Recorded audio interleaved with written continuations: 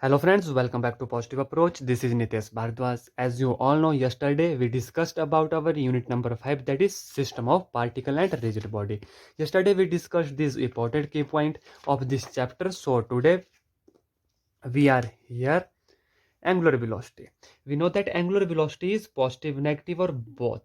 Okay, now body rotating in the direction of increasing theta, then the angular velocity is positive. Our next key point is, what is the relation between linear and angular velocity?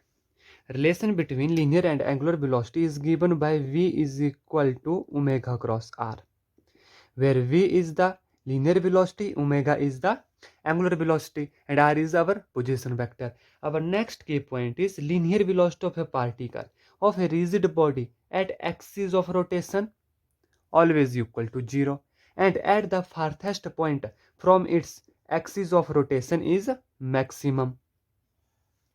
I repeat again, linear velocity of a particle of a rigid body at axis of rotation is equal to 0, and at the farthest point linear velocity is maximum. But in case of angular velocity of every particle of a rigid body same as that of the angular velocity of the body. This is why, because every particle of the rigid body moving with the moving with constant angle theta. That's why angular velocity of every particle of a rigid body is same as that of angular velocity. But in case of linear velocity of a particle of a rigid body at the axis of rotation, it is equal to 0, and at the farthest point it is maximum. Okay, I hope these concepts are clear to you. Our next point is torque. What is torque? Now you give torque is equal to r cross f.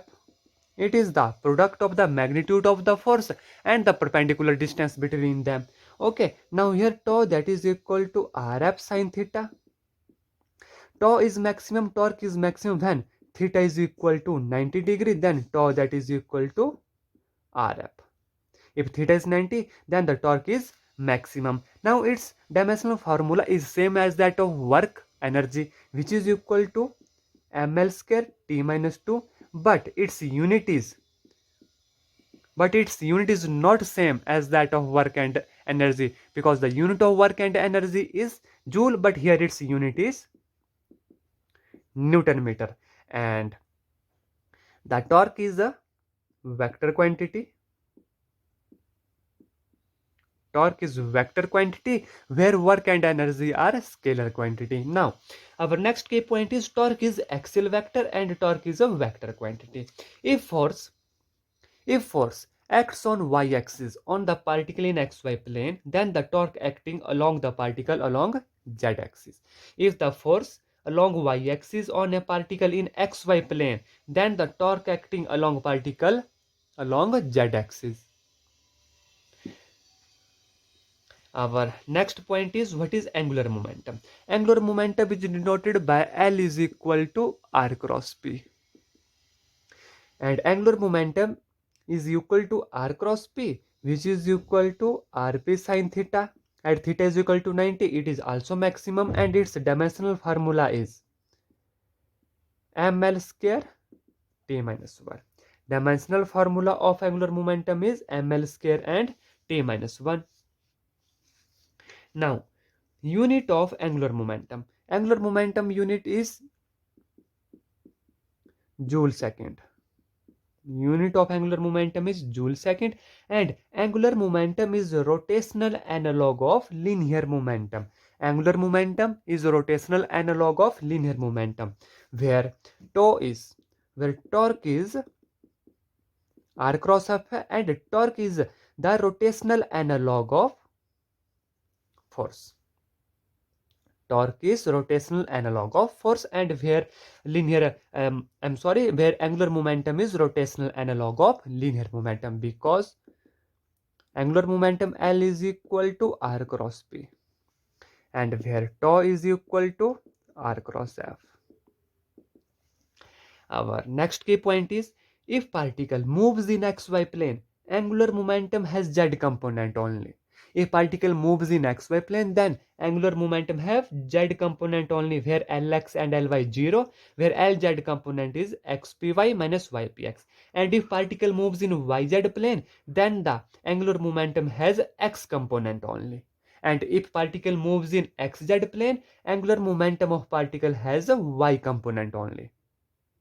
And now what is the relation between torque and linear momentum? We have dl over dt is equal to tau. What does this imply? Torque acting on a particle is equal to the time rate of change of angular momentum.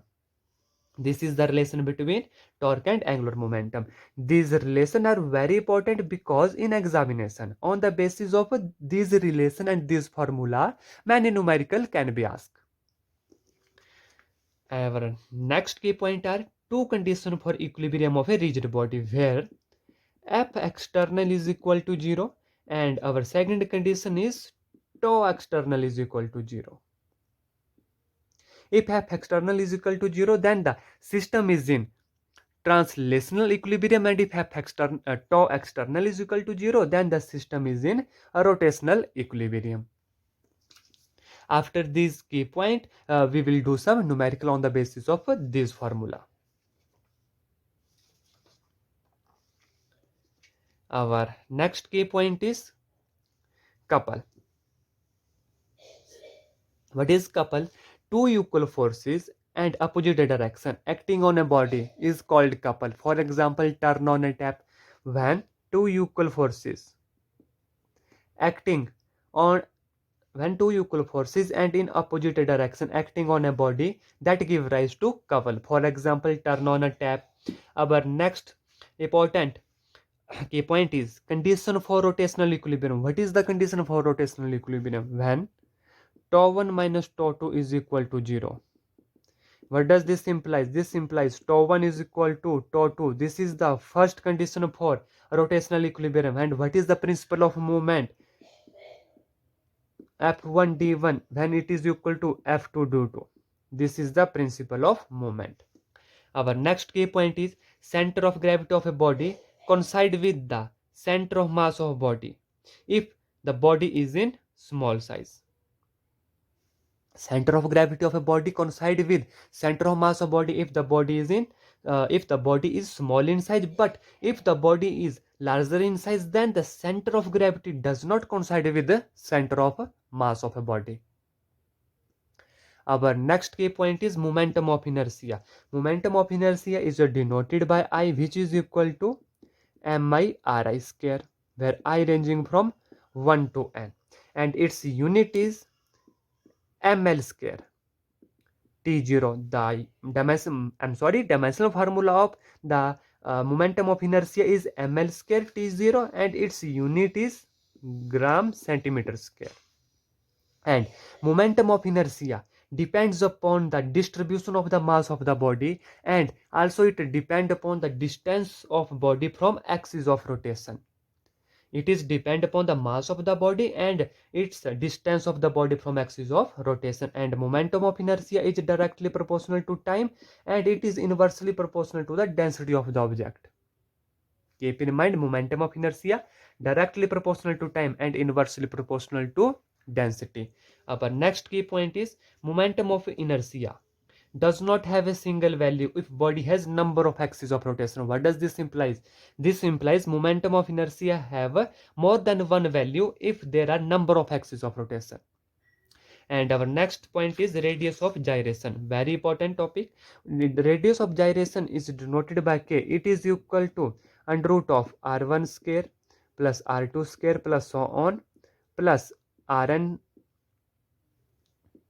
square divided by n, and also radius of gyration is under root of momentum of inertia divided by mass, and its dimension is L, that is m0, L and t0. This is radius of gyration. I hope all these key points are clear to you.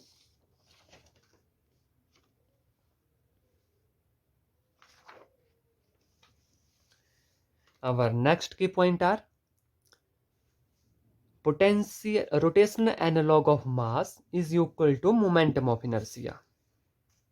rotational analog of mass, because we know that inertia is equal to mass mi into ri square. What does this implies? This implies rotational analog of mass is equal to momentum of inertia, where L is equal to r cross p. Here rotational analog of momentum, rotational analog of momentum is angular momentum, and tau is equal to r cross f. Rotational analog of force is equal to torque. Now, rotational kinetic energy is given by half of I omega square. If omega is equal to 1, then we have I that is equal to 2 times of its rotational kinetic energy, 2 times of its rotational kinetic energy. Now, the value of this momentum of inertia are very important in examination many times. Numerical can be asked on the basis of these formulas. So, I hope all these key points are clear to you. Next, our next key point is momentum of inertia. Okay, momentum of inertia of a ring. Momentum of inertia of a ring is if axis passes through its center. Momentum of inertia of a ring, if axis passes through its center, then I is equal to mr square. And momentum of inertia of a ring, when x is about the diameter of the ring, then I is equal to mr square divided by 2 if its axis passes through the diameter of the ring. And our next it about the axis tangential to the ring and parallel to the diameter, then it is 3 by t mr square, and it dash which is equal to 2 mr square. This is the momentum of inertia of a ring if its axis about tangent parallel to the axis passing through center of the ring. I hope all these value are clear to you, and the momentum of inertia of a ring is minimum at this point and maximum at this point. When it is minimum when the axis of the tangential, when the momentum of inertia of a ring is about axis tangential to the ring and parallel to the diameter. For example, this is a circular ring. When its axis parallel to the tangential to the ring and parallel to its diameter, and tangential on its axis. Our next key point is momentum of inertia of a disk I is equal to half of mr square. These values are very important, so you may write it. For a thin uniform rod, I is equal to 1 over 12 ml square when its axis passes through its center. And momentum of inertia of a uniform rod is 1 over 3 ml square when its axis passes one end and perpendicular to its length. When its axis passing through one end and perpendicular to its length. Our last key point is the momentum of inertia for a hollow sphere is given by I is equal to 2 by 3 mr square, and radius of gyration for hollow sphere is given by under root of t over 3r. I hope all these key points, all these formulas are clear to you. Now we will do some numerical on the basis of these formulas.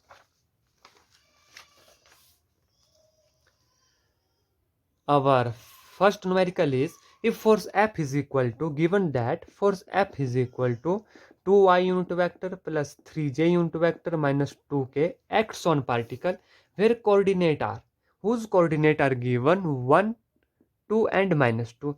Find the torque acts on the particle. We have to find the torque. We know that what is the formula of torque? R cross F. So here R is the position vector having coordinate 1, 2 and minus 2, that is equal to I unit vector plus 2j unit vector minus 2k unit vector. Now what is tau? Tau is equal to R cross F, that is equal to I jk 1, 2 minus 2 2 3 minus 2, which is equal to I into minus 4 minus plus 3 to 6 minus j into minus 2 plus 4 plus k into 3 minus 4, where I, j, k are unit vector. Okay, now which is equal to 2i unit vector minus 2j unit vector minus k unit vector. Now we have to calculate, this is the position vector of torque. Now we have to calculate its magnitude of torque, which is equal to under root of 2 2 are 4, 2 2 are 4 plus 1, which is 4 4 8 plus 9 under the root, which is equal to 3. This is the value of torque. I hope this numerical is clear to you. Our next numerical is, a particle of mass m is moving along a straight line parallel to x-axis at a distance b with constant speed v. Find the angular momentum. First of all, we have to know about what is angular momentum. We know that angular momentum L is equal to R cross P, where P is linear momentum, where P is mv. Okay, and where v is the velocity. Now, a particle of mass m is moving along a straight line parallel to x-axis. This is x-axis, so it is parallel to x-axis at a distance b. This distance is b. Let this will be the position vector r. Okay, this will be the position vector and this is y. Now here r is equal to xi unit vector plus yj unit vector plus z k unit vector, which is equal to xi along x-axis. V is the velocity in time t. The object is at this point when v is velocity in time t. So x component is vti unit vector plus y component is bj unit vector, where z component is 0. Now this is r vector. Now p mv. Okay, here linear momentum is in the x-axis direction, so here it is mvi. Now we have to calculate r, that is equal to vti unit vector plus bj unit vector cross product with mvi. Now I cross I 0. We know that I cross I is equal to 0, so we have get L angular momentum is equal to b mv into j cross I. We know that j cross I is minus k, which is equal to minus b mv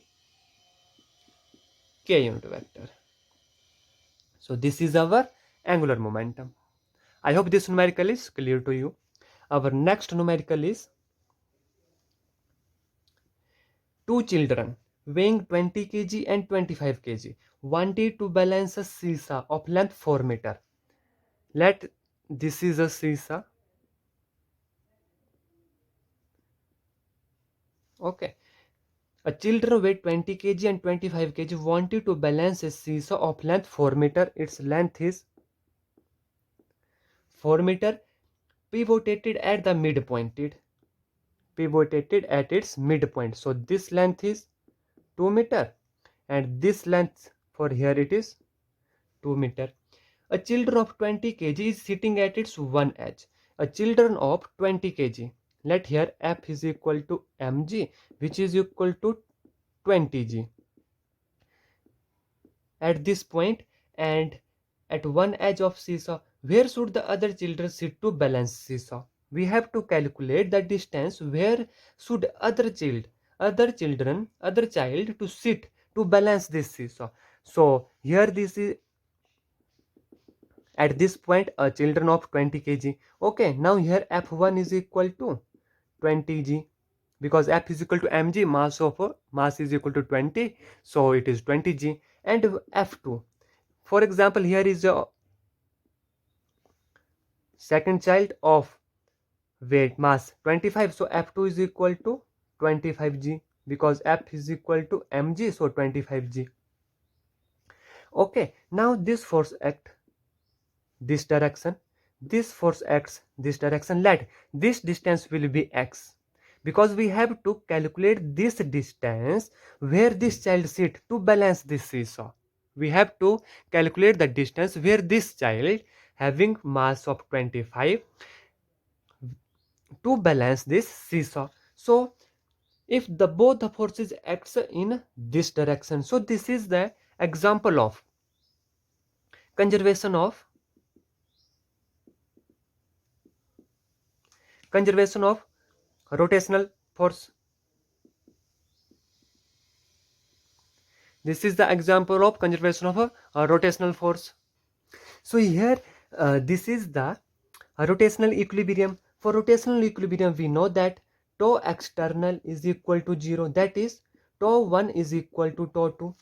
This is implies tau 1 minus tau 2 is equal to 0. For rotational equilibrium we know that this formula exists as we discussed earlier. Now what is tau 1 here? We know that tau that is equal to r cross f, and where is here r is, for this case it is 2 cross f1 is 20, that is equal to 40, and for 2 t2 x we have to calculate x at what distance this child sit, so he can balance this seesaw cross its weight is 25g, that is equal to 25x g, where g is the acceleration due to gravity. Now by conservation of conservation of this torque, this tau 1 is equal to tau 2, we have 20g is equal to x cross 25g. Now g cancel each other. Now x that is equal to 40 divided by 25. 5 5s are 20, 5 8s are 40. X is equal to 5 1s are 5, 4, 5 6 are 30. So this child sit at a distance of 1.6 meter. So he can balance this seesaw. I hope all these numerical are clear to you and all the key point of this chapter are clear to you. That's all about today. Thank you and have a nice day.